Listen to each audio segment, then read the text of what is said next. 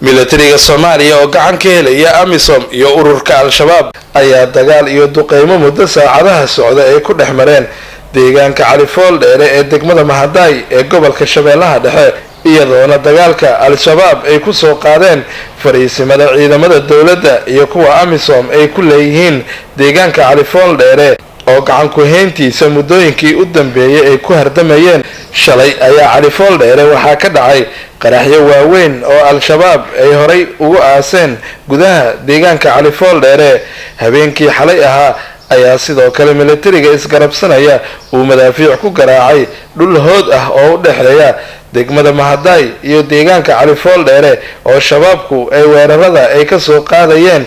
lama oga khasaaraha rasmiga ah ee ka dhasha dagaalada iyo duqeymaha ay isweydaarsanayaan shabaab iyo ciidanka dawladda Soomaaliya. deegaanka Cali Fool Dheere ayaa ah goob istiraatiiji ah isla markaana isku xirta gobolada Shabeellaha Dhexe iyo Hiiraan waxa ayna marin muhiim ah u tahay Al-Shabaabka isaga kala goosha degmooyinka bariga gobolka Shabeellaha Dhexe iyo galbeedka gobolka. waana sababta ay dagaalada ugu soo laalaabteen Cali Fool Dheere iyo deegaanada ku xeeran. abaanduulaha ciidanka xoogga dalka Soomaaliya Cabdillaahi Cali Caanood ayaa warbaahinta kula hadlay deegaanka Cali Fool Dheere waxa uuna sheegay inay sii wadayaan dagaalada ay kula jiraan Al-Shabaab. dhulka maanta magaaladan aan joogno muuqaal ahaan waa magaalo yar, waa tuulo, laakiin waa magaalo istiraatiiji ah oo ka muhiimsan tuulooyinka degmooyinka xagga dhaqaalaha. waxayna cadowga Al-Shabaab u lahayd istiraatiijiyad ballaaran oo xagga dhaqaalaha iyo xagga militarigaba.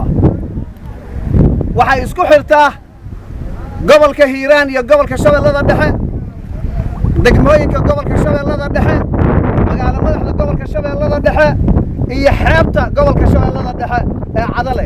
dhammaan intaas isku xirtaa waa central business, waa goobtii bartamihii ganacsiga ee gobolka Shabeellaha Dhexe iyo Hiiraan wey. waa dhul caan ku ah xoolo dhaqashada iyo beeraha. waa dhulkay ka heli jireen cadowga Al-Shabaab dhaqaalaha ugu badan oo ay ummadda Soomaaliyeed kula dagaalamaan qaranka Soomaaliyeed ugu burburiyaan. militariga Soomaaliya iyo kuwa AMISOM ayaa muddooyinkii u dambeeyay dadaal xoogan ugu jira sidii Al-Shabaab ay ugala wareegi lahaayeen deegaano istiraatiiji ahaan muhiim u ah Al-Shabaab.